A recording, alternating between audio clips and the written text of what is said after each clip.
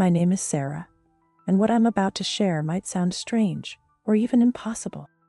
But I invite you to step into my story just for a moment and ask yourself, what if one experience could challenge everything you believe about spirituality, about fasting, and about the very nature of life? I used to think I had it all together.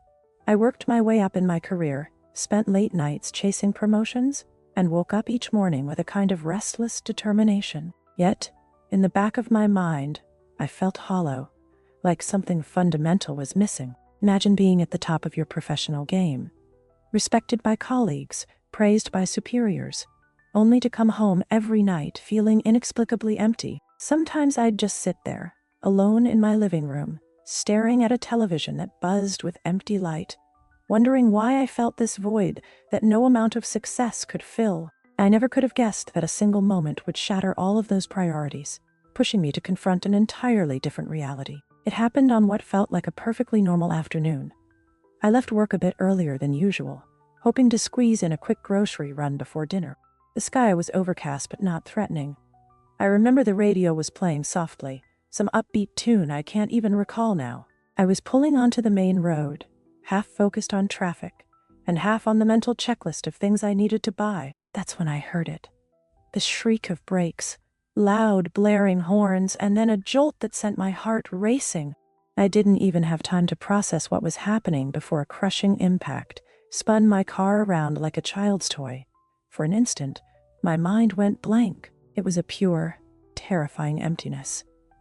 I sensed metal twisting, glass shattering, my seatbelt digging into my shoulder. Then, as suddenly as it began, there was a strange hush. It was as though someone turned down the volume on the chaos around me. I felt the world fading to black, my consciousness slipping away in increments that I could almost count. A swirl of fear took hold. Fear of not knowing if I'd make it, of never again feeling the warmth of the sun on my face, or hearing the voices of the people I loved. I thought of my parents, of the few close friends I'd neglected because I was so fixated on my work. A rush of regret hit me like a wave. Had I wasted too many hours on the trivial aspects of life, missing out on what truly mattered? In those final seconds before everything went dark, I remember praying, an internal whisper. God, if you're there, please don't let this be the end. I hadn't prayed in years. Despite being raised with certain religious traditions, I'd drifted away, caught up in the day-to-day grind. But when confronted with the imminent possibility of death, I found myself turning instinctively to God. There was something comforting about that single, desperate plea. Then complete silence, an oblivion where neither sight nor sound could reach me. I lost all sense of time. It could have been seconds, minutes, or years for all I knew. All I can say is that in this deep void, a wave of peace washed over me. So profound it's nearly impossible to describe. It was as if every concern, every worry or pain was momentarily removed. I felt weightless, drifting in a space beyond understanding. What came next is where my story truly takes shape. I was floating, or at least that's the closest word I can find, when I realized I could sense things around me even though my eyes were shut. I was immersed in darkness one moment, and then gently, that darkness gave way to an incredible radiance. There was a bright, enveloping light, and it didn't hurt my eyes or strain my senses. Instead, it felt as though it was filling me with warmth and love from every direction. I can't explain it in ordinary terms, but imagine standing under the sun on a cool day and letting the light seep into your skin. Except multiply that comfort and serenity by 1,000 by 1,000. That's what it felt like. In that illuminated space, my anxiety and fear melted away. I sensed no judgment, no anger, no condemnation, only a breathtaking acceptance. My thoughts, so often plagued by doubt and self-criticism, settled into an almost childlike clarity. I remember thinking, is this heaven? Am I dead? Yet it didn't feel final. Instead, it felt like the beginning of a conversation, one that my entire life had been leading me toward. I can't say I saw the outline of a throne or clouds beneath my feet. It was simply an all-encompassing presence that radiated peace. Before I continue, I want you to know I share this in all humility. Even now, a part of me wonders if words can ever do justice to what I felt. Still, This experience fundamentally changed me, and maybe it can spark something in you too. If you're ready to embark on this extraordinary journey alongside me, don't forget to hit that like button and subscribe for more insights. It might sound trivial in the face of such a profound moment, but I want to keep sharing my story with anyone who might be searching for their own answers. And trust me, what happened next was even more extraordinary and challenging than I ever imagined. After that initial sense of floating in pure, loving light, I became aware of another presence drawing closer. It was gentle at first, like a soft breeze that carries a familiar scent. Slowly, this presence took form. The only way I can describe it is, I knew in the very depths of my being that this was Jesus. Not a distant historical figure, not a painting from a church wall, but the living essence of love. I had seen countless depictions, some solemn, some grand, but nothing prepared me for the simplicity and warmth in the face I perceived. There was a compassionate glow that seemed to reach out, not just to my eyes, but straight into my soul. I was stunned, unsure whether to speak or remain silent. In that moment, I realized how limited words can be. All the questions that had weighed on my mind. Is there a God? Does faith matter? Do we persist after death? They melted under the pure love radiating from this presence. Yet, paradoxically, I also felt a surge of questions I'd never before considered. How could this be real if my body was lying in a crumpled car somewhere on Earth? Was I hallucinating? Or was this the truest experience I'd ever had? As if sensing my unspoken turmoil, Jesus didn't speak right away. Instead, there was a gentle assurance, a feeling of being nurtured. It was like standing in the middle of a soft field, where every blade of grass and every subtle breeze told me I was safe. The fear I'd carried, the regrets, the unfulfilled longing, they were all acknowledged and then enveloped by unconditional acceptance. It was more than empathy. It was as though he saw me fully, my flaws, my potential, my heartbreaks, and loved me still. At some point, I found myself mentally asking, why me? My life was hardly saintly. I'd been too busy climbing corporate ladders to devote meaningful time to prayer or any real spiritual discipline. I'd neglected relationships and brushed off people's emotional needs because I convinced myself I was too busy. I worried that I wasn't worthy of such a moment. Yet in that luminous space, worthiness was never even a question. It was as if the fact of my existence alone made me worthy of love. That realization hit me harder than any lesson or sermon I'd ever heard. As I stood there, a memory from childhood bubbled up. Me sitting with my grandmother in a small local church. She would always tell me about Jesus' unwavering compassion and how he cared for each person intimately. I'd forgotten those lessons in the chaos of adult life, but now, faced with this reality, it all made sense. It was as if I was being shown exactly what she had tried to teach me back then, but with a clarity I never could have achieved on my own. I wanted to linger in that space forever, but then, as if orchestrated by a gentle but firm hand, I felt a shift. The background of brilliant light remained, but the atmosphere changed. I was still enveloped in warmth, yet I sensed a subtle, focused intention coming from Jesus. A wave of thought or feeling, something beyond language, reached me. It was about fasting, and I know that might sound abrupt, but it felt entirely seamless in that space. The subject of fasting appeared in my consciousness, as if it had always been waiting just beneath the surface. My mind spun with confusion. I hadn't truly fasted since I was a child, and even then, it was more a tradition I barely understood. Why, of all things, would Jesus emphasize fasting in a moment like this? Gradually, like a patient teacher guiding a student, I began to receive a gentle download of understanding. Fasting wasn't just about skipping meals or following a religious rule. It was a way to purify one's spirit, to draw closer to God by stripping away the distractions that so often rule our lives. The focus wasn't on deprivation, but on recalibration, tuning ourselves to a higher frequency where we could hear divine truth more clearly. I recalled how I'd treated my body and my spirit. My focus had always been on external success, feeding my ambitions and ignoring my deeper hunger for meaning. Now I saw how letting go of certain physical comforts, even briefly, could lead to an inner stillness that made room for divine connection. It wasn't about punishing the body, it was about liberating the soul. As these insights flowed, I felt a profound sense of awe. This was not a scolding or a lecture. It was an invitation to deepen my relationship with God. In a very tangible way, images from Scripture flashed in my mind. Moments when people in ancient times fasted to seek clarity or repentance.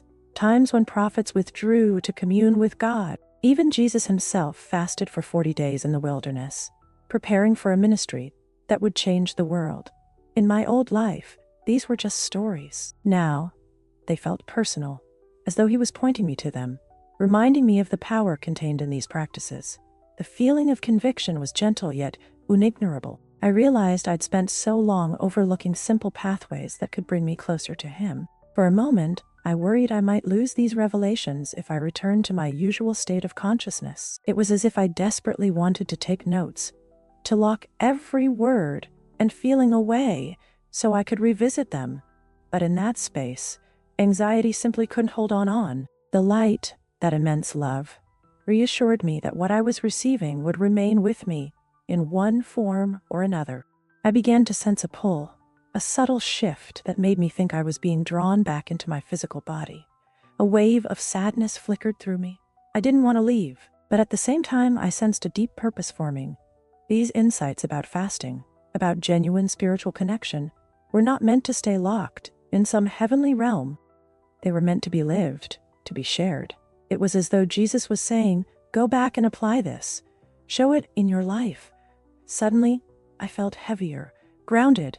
The brilliant light began to fade, and I caught a final glimpse of that compassionate presence. There were no elaborate farewells, just an unspoken understanding that this wasn't really goodbye. Then, with a force that felt like being pulled through a narrow tunnel, I jolted awake. My eyes fluttered open to chaos. Paramedics, flashing lights, the metallic smell of blood. I was back in the wreckage of my car, every nerve in my body screaming. Yet even in the midst of pain and confusion, I retained a strange serenity. I knew something monumental had happened, something more real than the reality I was experiencing now. The next few hours were a blur of ambulances, sirens, and hospital corridors. Doctors asked me questions. Nurses injected me with painkillers, and my loved ones arrived with ashen faces and tearful eyes. I remember lying on a gurney, staring at the stark white hospital ceiling, still reeling from what I had just experienced. Though the doctors were concerned about possible head trauma or shock, I felt an inner certainty that what I'd witnessed wasn't a hallucination. It was a revelation, as clear and as meaningful as any event in my life, perhaps more so. Over the following days, I began the slow process of physical recovery. My injuries were significant: broken bones, bruises, a concussion. But I was alive, and that alone felt like a miracle. As I drifted in and out of drug-induced sleep, I kept revisiting that radiant place in my mind. Words floated through my memory: fasting, love, renewal, presence. A hunger formed in me that had nothing to do with food. I needed to understand what I had been shown. More importantly, I needed to live it. Before the accident, I would have brushed off such an idea as overly mystical or too religious. But after what I experienced, it felt like the most natural calling in the world. During one particularly long hospital night, I closed my eyes and tried to recapture that sense of floating in the light. While I couldn't recreate the exact feeling, I noticed a gentle warmth in my chest, as though a tiny piece of that glow had remained in me. It was a reminder of that unwavering love, an anchor that kept me from drifting into the dark waters of self-pity or despair. When I was finally discharged from the hospital, I went home not just with pain medication and a list of follow-up appointments, but with an entirely new perspective. I looked at my apartment, with its trophies of corporate success, and felt almost like an outsider stepping into someone else's life. All the framed certificates on the wall, the fancy furniture, the meticulously organized files. None of it held the same importance anymore. I realized that so much of what I had poured my energy into had been, at best, a distraction. The real treasure was something intangible. The connection I now felt with a divine love that surpassed anything I had ever known. Yet, I also had questions. Why had fasting been such a crucial message? How was I supposed to incorporate it into my life? Should I do a weekly fast? A monthly one? Or something else entirely? I felt like an infant learning to walk, so I started with small steps. Once I was cleared by my doctors to safely attempt it, I tried a short, half-day fast, pairing it with dedicated prayer time. I have to be honest, it wasn't easy. I was still weak from the accident, and my body needed proper nutrition to heal.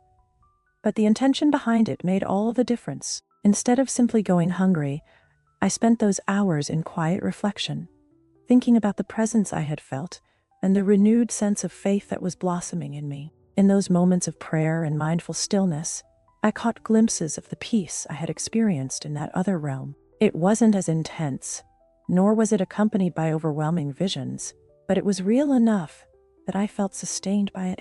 Each time my stomach growled, it served as a gentle reminder of what I truly hungered for: closeness with God. This was a spiritual alignment that transcended physical discomfort. It was a type of clarity I had never achieved through my normal routines of coffee, spreadsheets, and day planners. As the weeks passed, I expanded my practice, reading more about fasting in both the Bible and other spiritual traditions. I noticed common threads in different faiths, how people have used fasting as a way to cleanse not just the body, but the mind and spirit. It humbled me to realize that generations of believers before me had tapped into this simple yet profound practice, often with transformative results. I was just beginning to grasp its power. I also discovered that fasting could manifest in various ways beyond just abstaining from food. Some people fast from technology, social media, or other habits that consume their daily attention. The essence, I realized, was about making space for what is sacred. Jesus' example in the desert wasn't simply about enduring hunger. It was about focusing on spiritual truths that nourished him more deeply than bread ever could. This shifted my perspective. I began to view fasting not as a rule or an archaic ritual, but as a way to reset my priorities. My personal life also took a dramatic turn. When friends asked how I was doing after the accident, I found myself talking about more than just my physical recovery. I confided in them about my near-death experience, though I was cautious not to force my story on anyone who might be uncomfortable. Surprisingly, most listened with genuine curiosity, some even with tears in their eyes. I discovered that many people harbor deep spiritual questions, even if they don't openly talk about them. Some of my closest friends began experimenting with short fasts or carving out silent time for prayer and reflection, inspired by what I shared. It was as if a tiny flame in my life was lighting sparks in theirs. During one gathering, a friend who considered herself agnostic asked, "Do you really think you saw Jesus? Or could it have been your mind creating a comforting figure in your moment of crisis?" I appreciated her honesty. The truth is, I can't prove anything definitively. All I have is the certainty of my own experience and the profound changes it ignited in me. It's subjective. Yes, but subjective doesn't mean invalid.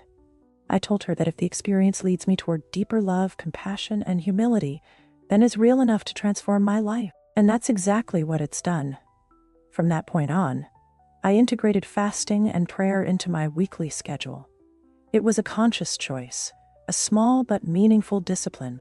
I'd wake up on a chosen day, spend time in quiet meditation, reflect on scripture or uplifting passages, and refrain from eating until evening. Initially, it felt odd.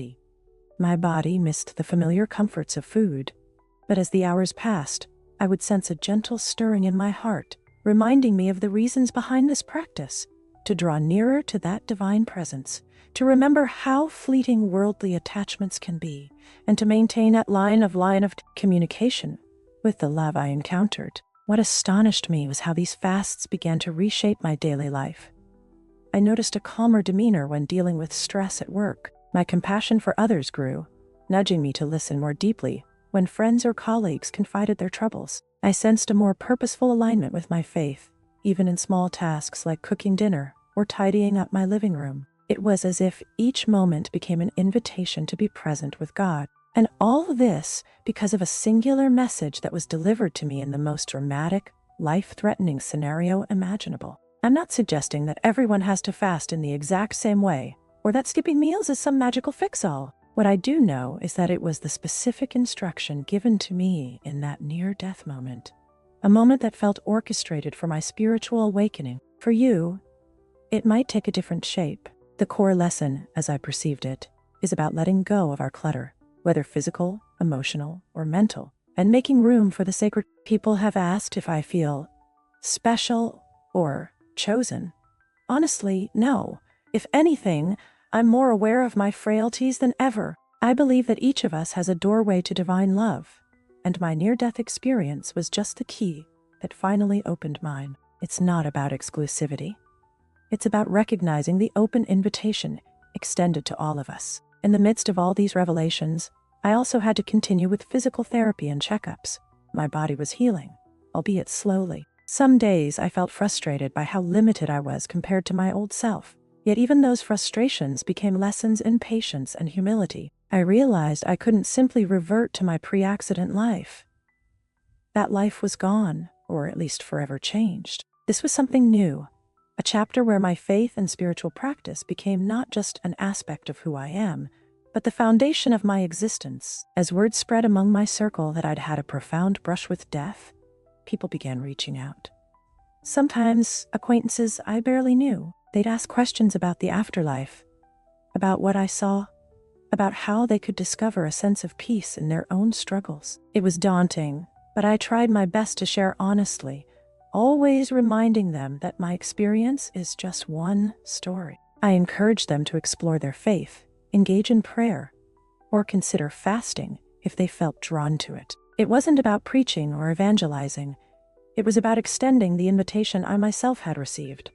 I noticed that these conversations ignited something in others. A friend who once dismissed spirituality as superstition took up journaling and silent meditation, saying it was the first time she felt calm in years. Another friend decided to revisit the church she grew up in, finding solace in the community. It wasn't that I was giving out instructions. I was merely sharing a testimonial. People saw the transformation in me, my calmer presence, my more genuine interactions, and were intrigued by the source. Still, I'd be dishonest if I claimed everything became perfect. Life didn't magically smooth out all its edges. Bills still had to be paid, relationships required effort, and personal flaws needed continual work. But underneath it all, there was a consistent thread of hope and purpose I had never experienced before. Even on bad days, I could recall that warmth, that loving presence, and remember that there's more to existence than the daily grind. Eventually, I reached a point where I felt ready to speak more openly about the specifics of my encounter, especially the message on fasting. I joined a small fellowship group where people of varying backgrounds came together to talk about faith, struggles, and questions. When I described how Jesus had appeared to me, emphasizing the true essence of fasting, many were moved to share their own experiences. Some had been fasting for years, but admitted they treated it like a chore rather than an encounter with the divine. Hearing my account inspired them to reframe their perspective. One woman broke down in tears, realizing she had been going through the motions of fasting without ever opening her heart to God's presence. Looking back, I'm amazed at how one split second on the road altered the entire trajectory of my life. I often think of the moment right before the crash, when I was juggling grocery lists in my head and subconsciously cursing the traffic. In a way, I was spiritually asleep, lulled by the repetitive concerns of everyday life. Then came that violent, heart-stopping collision, followed by the most peaceful experience of my existence. And then, the message of fasting, a simple practice that, for me, became a doorway to experiencing God's love in a profoundly personal way. If you've stayed with me this long, I believe it's for a reason. Maybe there's a spark in you, a curiosity about the spiritual dimensions of life, or a yearning for deeper connection with the divine. I can't offer you scientific proof of what I encountered. All I can share is the testimony of my heart. I died, or at least came close enough to death, that I saw beyond the thin veil separating this life from something infinitely more radiant. In that space, I found not wrath or emptiness, but Jesus, radiant, kind, and incredibly real. And the truth he shared with me about fasting has since reshaped my journey. In the end, the changes I've made aren't about following a strict new rule. They're about embracing a relationship and allowing that relationship to guide me in letting go of what doesn't serve my spirit. Fasting became a concrete way to practice that letting go, creating space for gratitude, humility, and sacred encounter. It's a discipline, yes, but also a gift. Through it, I've learned to value silence, to appreciate each moment of my life as an opportunity for communion with God. Now, I want to encourage you, whoever you are, to reflect on your own spiritual practices. Do you fast? And if so, why? Is it just a box you tick?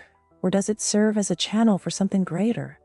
Maybe you've never considered fasting, or maybe it's part of a tradition you've drifted away from. Regardless, I invite you to see it not as a punishment or a religious exercise meant to earn favor, but as a gentle tool for drawing closer to the divine. If you sense a longing in your heart, perhaps this is your nudge to explore that realm with fresh eyes. Through all of this, I've come to believe that God meets us where we are. My near-death experience was dramatic, but it doesn't have to be that way for everyone. Some find clarity in a quiet moment of prayer at the kitchen table, others through acts of service or time spent in nature. Still, if my story resonates with you, consider looking at fasting, or any form of deliberate self-denial, as a means to open that inner channel. Just remember, the real goal is communion and love, not rigidity or self-punishment. If you're listening to my story because you too have faced a life-altering crisis, know that you're not alone. Sometimes, our deepest awakenings come through pain or heartbreak. The accident that nearly killed me saved me in ways I never imagined. It ripped away my illusions and reminded me that we are spiritual beings having a human experience, not the other way around. And in that spiritual core, there's a love that wants to guide us, heal us, and connect us to one another. I share these words with gratitude, hoping they plant a seed of hope or reflection in you. My journey is ongoing.